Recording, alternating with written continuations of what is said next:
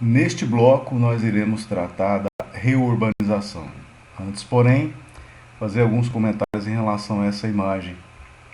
O cursor está na orla Taumanã, na parte superior da orla.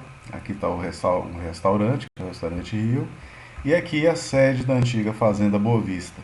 Então aqui originou-se a capital do estado de Roraima. Então essa base aqui nós podemos identificar que a partir dessa região é que expandiu-se as construções, expandiu-se a ocupação espacial no município de Boa Vista como um todo. Mais à frente aqui nós observamos uma faixa de área de preservação permanente com uma série de ocupações nas margens exatamente, ao mesmo tempo próximas, margeando aí o próprio principal curso d'água do estado, que é o Rio Branco. Aqui nós temos a estação de captação de água da CAE. E por que eu estou comentando isso? Porque nós iremos observar algumas imagens e alguns problemas urbanos que tem a ver aí com essa temática que será abordada, que é exatamente a regularização fundiária. Partindo do pressuposto, que é aquilo que nós já comentamos em vários momentos, partindo do pressuposto de ter começado irregularmente, ilegalmente, clandestinamente, algumas ocupações. Então, em cima dessa perspectiva, nós observamos a possibilidade de buscar-se mecanismos cogentes, legais, que impulsionem aí a regularização.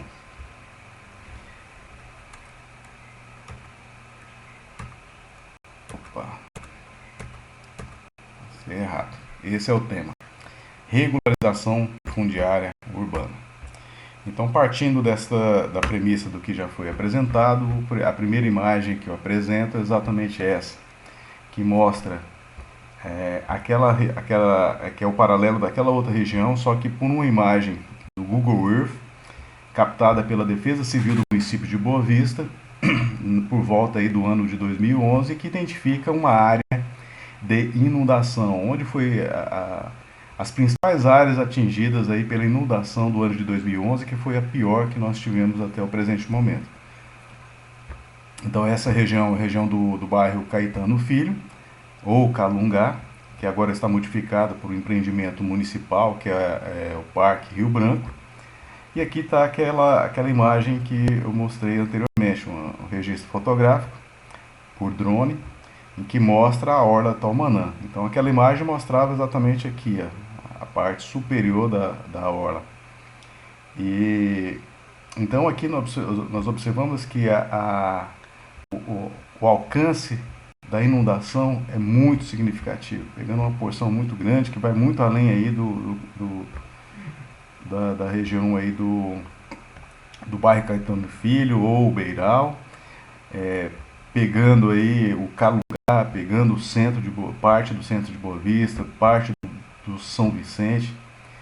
Então, em face dessa situação, é interessante nós pontuarmos algumas questões relacionadas à possibilidade ou impossibilidade de regularização fundiária. Esse é um dos aspectos.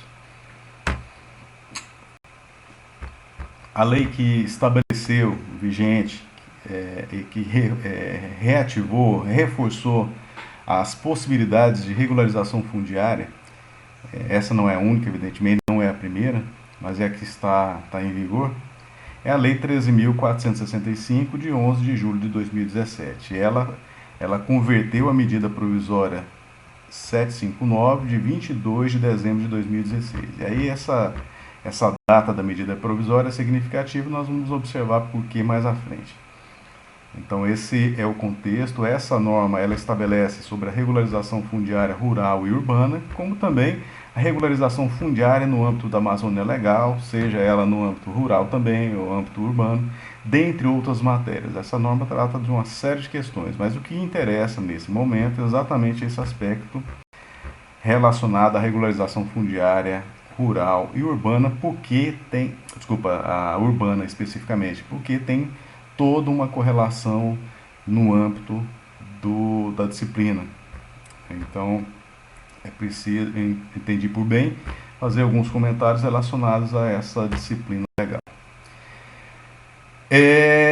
Partindo do pressuposto, inicialmente, de algumas definições que deverão ser levadas em consideração para todos os fins daqui para frente, que é exatamente, eu fiz uma delimitação aqui, marcando que essa configuração legal vale para os fins desta lei, mas nada impede que os seus pressupostos, a sua mensagem, vamos assim dizer, seja encampada também por outras normativas urbanísticas, como por exemplo aquelas que deverão ser desencadeadas em nível de estado, em nível de município, ou mesmo de Distrito Federal.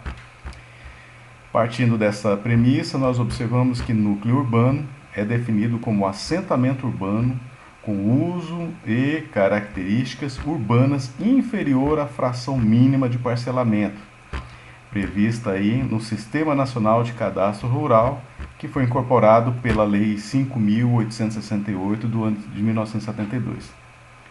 Essa definição dessa lei federal 3.465 de 2017, ela indica exatamente que, para considerar núcleo urbano, além dessa perspectiva de ser inferior à área de parcelamento no âmbito da área rural, é que pode ser considerado núcleo urbano mesmo estando situado na área rural. Essa é uma afirmação bastante significativa, bastante relevante, que casa com aquela diferenciação que nós já comentamos a respeito da diferença entre área rural ou zona rural, para área urbana ou zona urbana, em razão daqueles dois critérios da localização e critério da destinação. Então, nós observamos que essa lei federal, 3.465, ela defende o critério da destinação. Então, havendo uma destinação com a perspectiva urbana,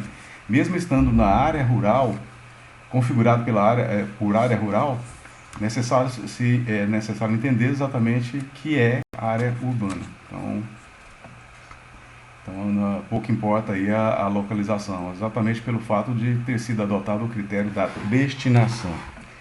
É importante nós reforçarmos também que adotou, novamente eu faço menção, o critério da destinação, a Lei 11.952 de 2009, que trata da regularização de bens da União. Está aqui emendado, mas é regularização de bens da União. Essa é a afirmação. Então, mais uma situação que justifica aí a destinação do bem como critério para definição se é área urbana ou se é área rural. Não podemos esquecer exatamente essa observação da norma, que trata para os fins desta lei. Não quer dizer que outras normas possam estabelecer parâmetros de forma diferente. Então, como nós observamos na leitura lá da própria lei do parcelamento do solo urbano, e um dos exemplos, a lei do parcelamento do solo urbano, já dá um indicativo de que seria pela localização. Então, guardadas as devidas proporções, de acordo com a realidade, eu me pontuei aí na definição entre área rural e urbana, com a resposta de que depende da situação concreta para se analisar se deve preponderar o critério urbano ou o critério rural. Feita essa observação inicial a respeito da definição de núcleo urbano, nós observamos que o centro de atenção aqui da Lei 13.465 é núcleo urbano informal. E aí eu dei uma nomenclatura de NUI, para facilitar aí as discussões. Então, núcleo urbano informal é aquele que é clandestino, irregular, ou não foi possível a titulação dos ocupantes. Em síntese, é exatamente isso. Foi constituído ilegalmente, não se observou as regras de cunho administrativo, de cunho normativo. Então, a partir do pressuposto, por exemplo, que houve uma ocupação de uma área que não é originária de loteamento ou de desmembramento, que são as formas de parcelamento do solo urbano, já parte da premissa de que é irregular, é ilegal, é clandestino. Razão pela qual pode se configurar como núcleo urbano informal. Nós temos a outra definição também, que é núcleo urbano informal consolidado, que é aquele de difícil reversão, considerados alguns parâmetros, entre os quais o tempo de ocupação, ou seja, um tempo muito significativo, pode inviabilizar aí por exemplo, a retirada, a demolição das obras com a retirada de quem quer que seja, mesmo se não falar em pagamento de indenização por aquelas ocupações ilegais. Então, o tempo em si ele pode consolidar. Essa é a mensagem que o poder público dá. A partir do momento que não consegue, de novo, eu repito, que não consegue resolver o problema, cria esse mecanismo para a regularização, que é o mais fácil. O outro critério que deve ser adotado para entender que há incidência do núcleo urbano informal consolidado é a natureza das edificações. A natureza das edificações é a forma, o tipo, como foi construído, a maneira como foi incorporado aquele tipo de construção dentro do ambiente urbano. Como também a localização de vias. Então, a existência de vias públicas, a presença de equipamentos públicos também é outro critério, etc. Então, nós iremos acompanhar algumas imagens que mostram exatamente isso. Existem algumas localidades no município de Boa Vista e no Brasil inteiro, em que alguns bairros, entre aspas, algumas áreas foram sendo ocupados ao longo do tempo sem qualquer tipo de regularização, sem ser originária de parcelamento do solo urbano devidamente aprovado, que deveria ser devidamente aprovado. Então foi se ocupando aleatoriamente e aí, posteriormente, o poder público começou a prestar serviço, como asfaltamento, colocação ali de energia elétrica pública e privada, telefonia, coleta de lixo, e em alguns casos até mesmo, por mais absurdo que seja, mas é uma realidade que pode-se falar até em cobrança de IPTU, em localidades como essas que foram originárias ilegalmente e sem existir ainda o instrumento que nós estamos tratando, que é o da regularização fundiária. Então é considerado como NUI consolidado exatamente quando a situação é colocada aí de modo difícil. Não quer dizer que seja impossível, mas está falando que é difícil. Então, dentro dessa configuração, a melhor explicitação desse parâmetro teria que ser por meio de lei municipal, além do que essa legislação federal estabelece os mecanismos de comprovação e da sua incidência e da validação e aprovação por parte do poder público. Uma outra definição importante é o da legitimação de posse, que significa o ato do poder público destinado a conferir título de posse que pode ser, na realidade, que pode ser convertida aí posteriormente em direito de propriedade. Quando nós falamos de legitimação de posse, é o próprio poder público reconhecendo que alguém legalmente estaria exercendo o direito sobre um determinado imóvel urbano. Em face daquilo, o poder público expede um ato, né, um documento que garante, que atesta essa condição. Não é direito de propriedade, evidentemente, mas posteriormente pode ser convertido em direito de propriedade. Então, a partir do momento que se comprova que alguém exerce todos os direitos inerentes à propriedade, mas não é proprietário, pode o poder público, numa situação como essa, expedir um ato convalidando aí essa verdade fática, vamos assim dizer. Nós temos também o Instituto da Legitimação Fundiária, que é o reconhecimento do direito de propriedade. Então, aquele que se almeja em caráter final, até porque o direito de propriedade tem a característica de direito real, oponível a quem quer que seja, então a força jurídica da propriedade muito diferente em relação à posse. Então, o que se pretende em nível definitivo exatamente e garantir aí o pleno exercício de todos os direitos imobiliários urbanos é a expedição de um ato que garanta o direito de propriedade. A legitimação fundiária é um dos instrumentos para se chegar a esse fim. Como eu havia falado, algumas imagens nós iremos mostrar. Essa imagem é de novo da Defesa Civil, mostrando aí a área de inundação no mesmo ano de 2001, nas imediações do bairro Caranã, com a região do Recreio, no município de Boa Vista, estado de Roraima. Então aqui nós podemos podemos observar o próprio Igarapé-Caranã, que é afluente do... Desculpa, aqui está o... Se eu não me engano, aqui é o próprio rio Cauamé. E aí um dos afluentes do Cauamé é o Igarapé-Caranã, que deságua no mesmo. Então, aparentemente não está mostrando claramente aqui, mas eu acredito que seja aqui nessa vegetação ciliar mais densa. E aí ele deságua no rio Cauamé.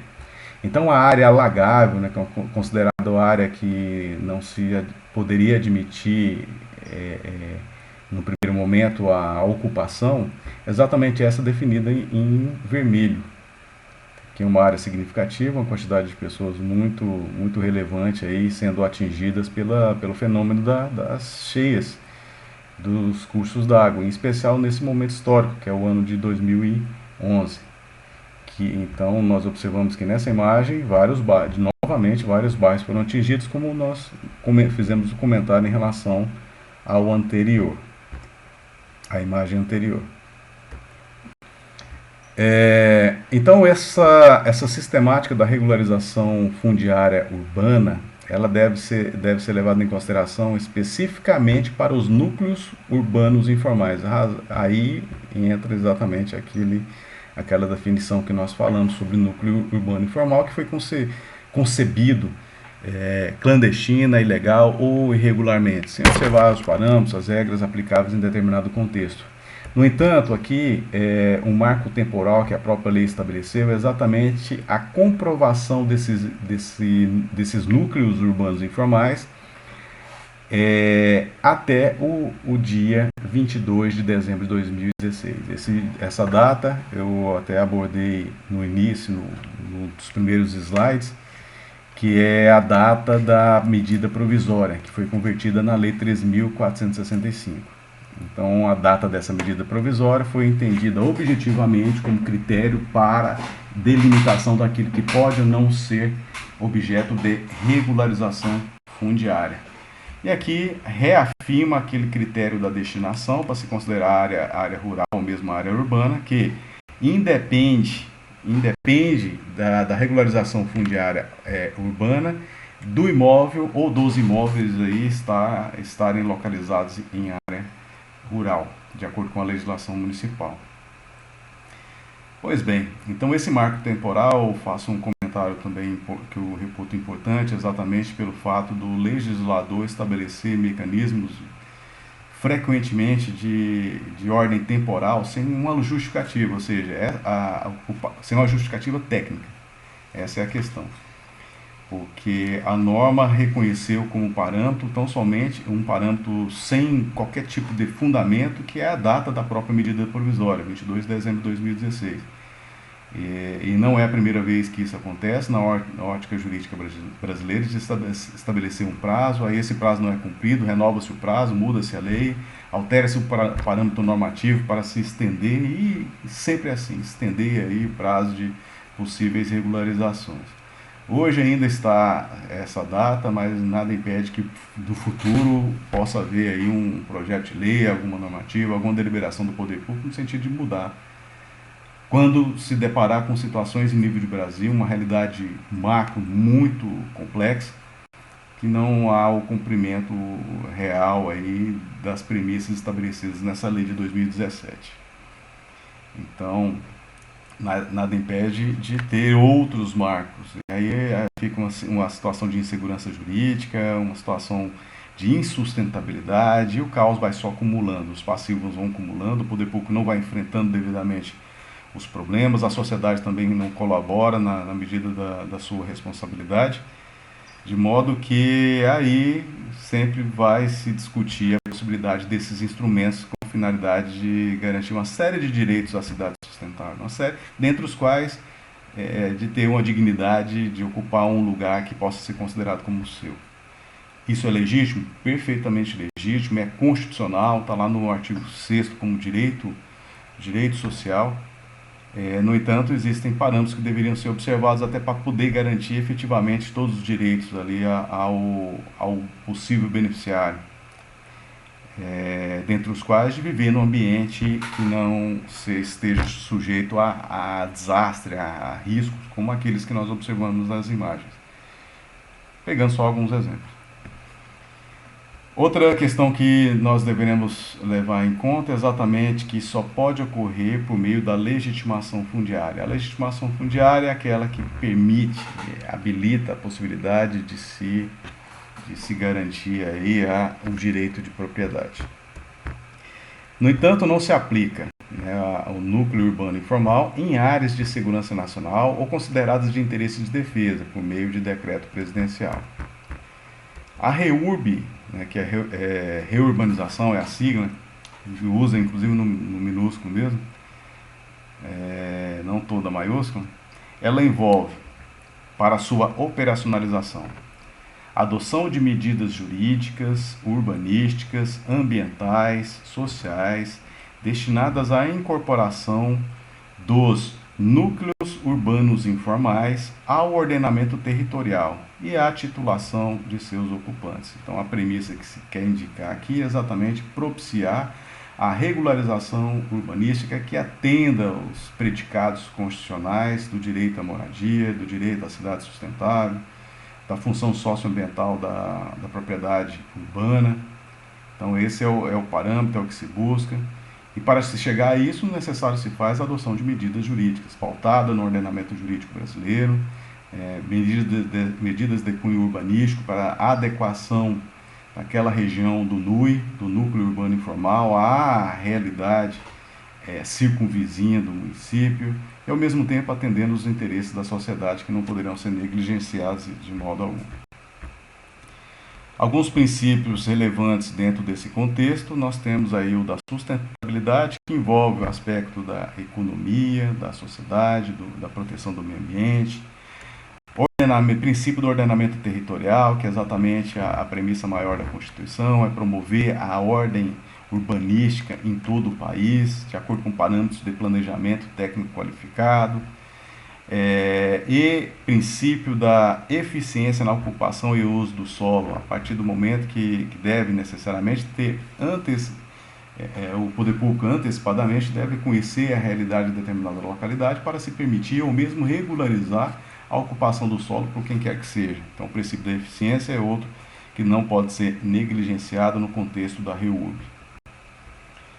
Uma outra peculiaridade é que o município pode dispensar algumas exigências no caso de REURB. Então, como nós observamos, o paralelo da REURB é exatamente a implantação de empreendimentos imobiliários preventivamente, ou seja, sem qualquer intervenção antrópica, sem qualquer ato, ação ou iniciativa ou ocupação direta de quem quer que seja em determinada área. Parte do pressuposto que está ocupando uma área natural, uma área limpa, uma área aberta, que aí o poder público, por entender adequado e previsto dentro das normas urbanísticas adequadas, vai lá e aprova um parcelamento do tipo loteamento, ou mesmo desmembramento, sem numa área que não existia ocupação. Então esse é o parâmetro que se gostaria, que é o desejado, que é o antecipado. Não existe uma ocupação, uma intervenção, e aprova-se um parcelamento do solo urbano para poder ocupar adequadamente uma determinada localidade,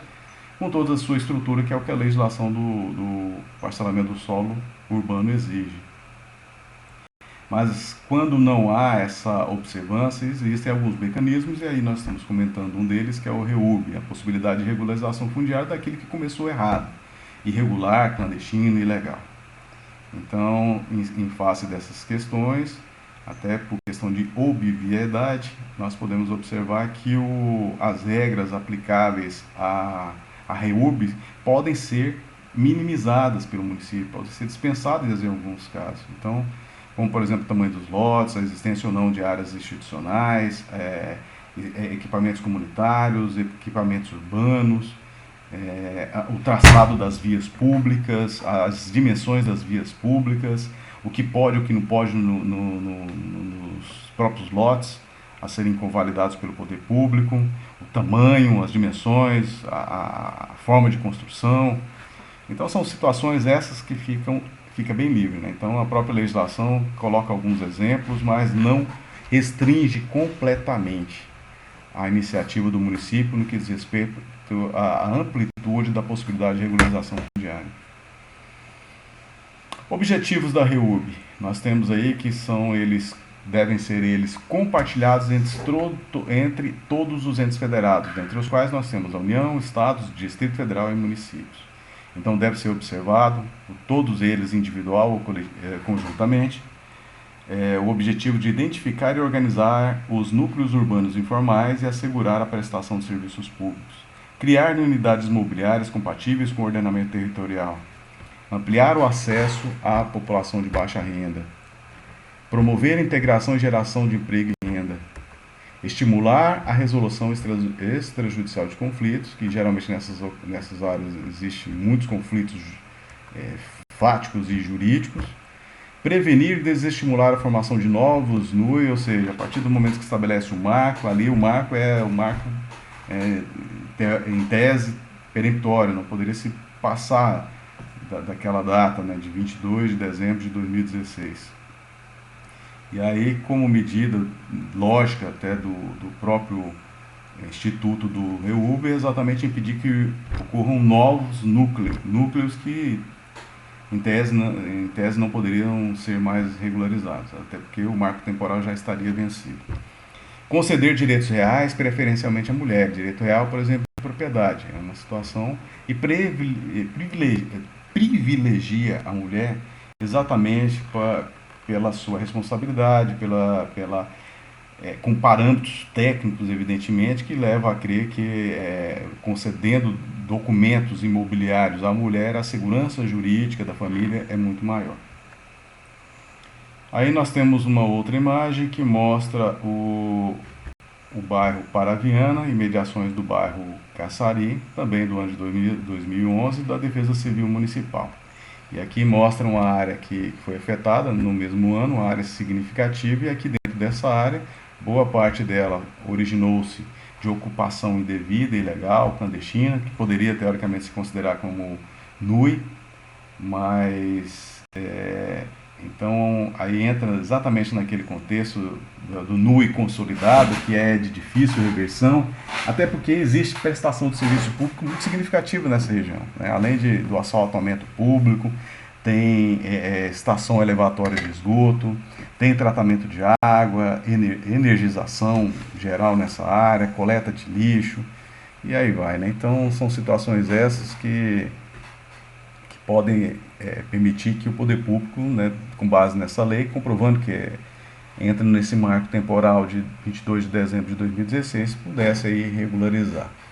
Agora a questão pode regularizar em área de risco, a área que está sujeita à inundação? Então é um parâmetro aí que a REUB indica dentro do contexto dos estudos que viabilizarão os projetos e o trâmite junto ao poder público competente.